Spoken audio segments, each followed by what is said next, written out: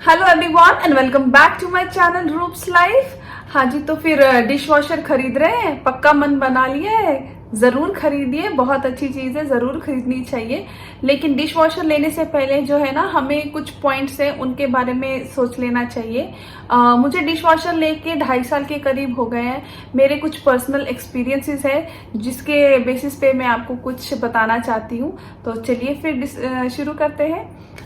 तो जी, सबसे पहले तो अगर आप अपना काम सब खुद कर रहे हैं, मतलब बर्तन वगैरह खुद धो रहे हैं, तो जी डिश वॉशर जब आप लेके आएंगे ना, तो आपको बहुत अच्छा लगेगा, है ना। लेकिन अगर आपके पास ऑलरेडी हाउस हेल्प है, आप उसे हटा के डिश वॉशर ले रहे हैं, तो हो सकता है कि आपको थोड़ी सी परेशानी हो। क्योंकि जो हमारी हाउस हेल्प होती है ना, वो काफी हद तक जो है बर्तन धोने के अलावा और भी हमारे काम करती हैं, जैसे सिंक साफ कर देना, गैस पट्टी पोंछ देना, ये सब, है ना। तो ये फिर आपको सोचना पड़ेगा कि अगर आप हाउस हेल्प हटा रहे हो तो ये फिर आपको काम खुद करना पड़ेगा, राइट। तो जी दूसरी चीज है जी स्पेस। आप सोचिए लाने से पहले कि आप डिश वॉशर को लाके रखोगे कहाँ पे। आप किचन में रख रहे हो, यूटिलिटी में रख रहे हो, या आपने कोई और जगह बना रखी है वहां पर रख रहे हो।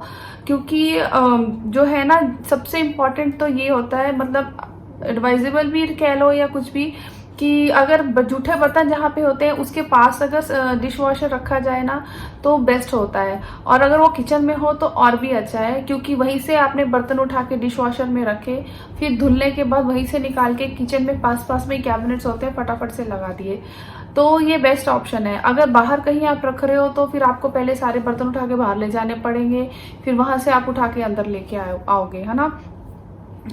तो ये चीजें है एक। और दूसरा ये है इसमें कि डिश वॉशर का जो साइज होता है ना, वो करीब करीब ना वॉशिंग मशीन के जैसे होता है। जो फ्रंट लोड वॉशिंग मशीन होती है ना, करीब करीब उतना होता है। मतलब जैसे अभी मेरे पास जो डिश वॉशर है उसका साइज 2x2 फीट का है, और उसे मैंने स्टैंड पे रखा है, तो उसकी हाइट जो है वो 3 फीट है। तो आपके जो अगर आपके पास वो जगह है कहाँ पर रख रहे हो, तो इतनी जगह वहां पर होनी चाहिए। उसके अलावा अगर थोड़ी थोड़ी एक्स्ट्रा जगह है तो और भी अच्छा है, थोड़ा सा अच्छा रहता है। लेकिन जैसे अगर आपने कभी वाटर सॉफ्टनर वगैरह कुछ लगाना है, तो वो डिश वॉशर के पीछे लगेगा, ठीक है जी। तो उसके लिए आप उतना प्रोविजन थोड़ा बहुत छोड़ो तो अच्छा रहता है। वैसे तो आजकल जो होता है ना, इनबिल्ट डिश वॉशर्स भी आ रहे हैं, कैबिनेट के अंदर फिक्स हो जाते हैं, उससे बहुत स्पेस जो है वो बच जाता है। लेकिन अगर आप वो नहीं ले रहे हो, आपको सेपरेट रखना है, तो आप अगर आपके पास ऑप्शन है जगह छोड़ने का, तो उसमें वो जगह जो है वो जरूर छोड़िए। बाकी जो हमारा डिश वॉशर होता है, उसका जो हम लोग गेट होता है ओपनिंग, वो ऊपर से नीचे की तरफ खुलता है, तो वो भी करीब करीब 2 फीट का ही हो जाता है। तो आप लगा लो कि 2 फीट का तो ऑलरेडी डिश वॉशर है, अगर 2 फीट का डोर भी है, तो हमें थोड़ी सी जगह खड़े होने के लिए भी चाहिए वहां पास में। तो लेंथ जो है, लेंथ वाइज में आपके पास कम से कम 4.5 फीट या 4 फीट जगह होनी चाहिए। इस बात का ध्यान रखिए कि अगर आप किचन में रख रहे हो उसको, तो आप डोर ओपन कर रहे हो, तो उसके सामने जो कैबिनेट्स है या कोई चीज है उसमें वो जाके टकराए नहीं, ठीक है। तो ये भी आपको ध्यान में रखना है। उसके अलावा जी पॉइंट है जी हमारा पावर सप्लाई। पावर सप्लाई जो है, हमें यहाँ पर जो बड़े 3 पिन प्लग्स होते हैं ना, जिसमें हमारा फ्रिज लगता है, वॉशिंग मशीन लगता है, माइक्रोवेव लगता है, कुछ वैसा ही सेम हमें जो पावर प्लग जो है इसके लिए चाहिए। इसमें जो है स्टेबलाइजर की जरूरत नहीं होती है वैसे तो, लेकिन अगर आपके एरिया में बहुत ज्यादा वोल्टेज का फ्लक्चुएशन हो रहा है, तो आप ले सकते हैं। आप जिनसे डिश वॉशर खरीद रहे हैं, आप उनसे कंपनी से कॉल करके किसी से भी अपनी जो है डिवाइस ले लीजिए। और उसके बाद जो हमारा नेक्स्ट पॉइंट है जी, वो है जी इसका जो वाटर सप्लाई और ड्रेनेज का।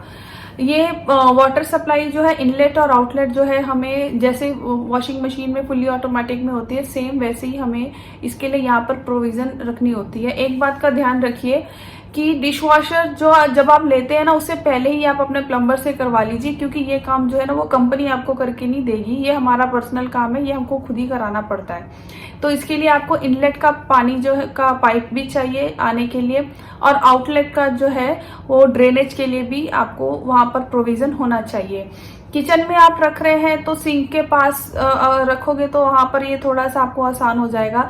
लेकिन आप कहीं यूटिलिटी या बालकनी में रख रहे हैं तो आप जैसे अगर वॉशिंग मशीन के पास कहीं रख रहे हैं तो ड्रेनेज भी सेम यूज कर सकते हैं आई थिंक। तो ये एक पॉइंट है। हाँ जी, तो जो लास्ट पॉइंट है जी हमारा वो है वाटर हार्डनेस। वाटर हार्डनेस पे जो है हमारी वॉश क्वालिटी है वो डिपेंड करती है कि वो कैसी रहेगी। और उसके अलावा जो है ना, जो हमारे मंथली खर्चे जो होते हैं, एक्सपेंस भी जो हम लोग होते हैं वो भी डिपेंड करते हैं। एरिया में वाटर हार्डनेस ज्यादा है तो एक बार जो है आप इसे अच्छे से सोच लीजिए, क्योंकि अभी जो मुझे जो खर्चा पड़ रहा है अराउंड 1500 से ऊपर ही पड़ रहा है, क्योंकि सॉल्ट अलग से डालना, मैं दिन में 2 बार लगाती हूँ डिश वॉशर, तो सॉल्ट भी है जो मेरा मंथली 4 kgs, और रिंसेट की जो बॉटल है वो भी लग जाती है, उसमें से थोड़ा बहुत बचता है, हाफ बॉटल तो समझो लगती ही है। और उसके अलावा डिश वॉशर टैबलेट्स है, मैं दिन में 2 बार लगाती हूँ तो 60 टैबलेट्स ले लग जाती है ना। तो मेरा जो खर्चा है वो 1500 से ऊपर ही आता है, वैसे अराउंड उतना समझो लग जाता है। तो इन सब चीजों का जो है आपको ध्यान रखना है। तो आई होप कि आपको आज की वीडियो अच्छी लगी होगी।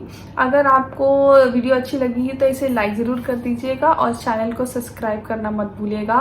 और फ्यूचर में डिश वॉशर से रिलेटेड और भी मैं कुछ वीडियो जो है वो पोस्ट करूंगी, तो उन्हें भी जरूर देखिएगा। तो मिलते हैं नेक्स्ट वीडियो में, टिल देन बाय बाय।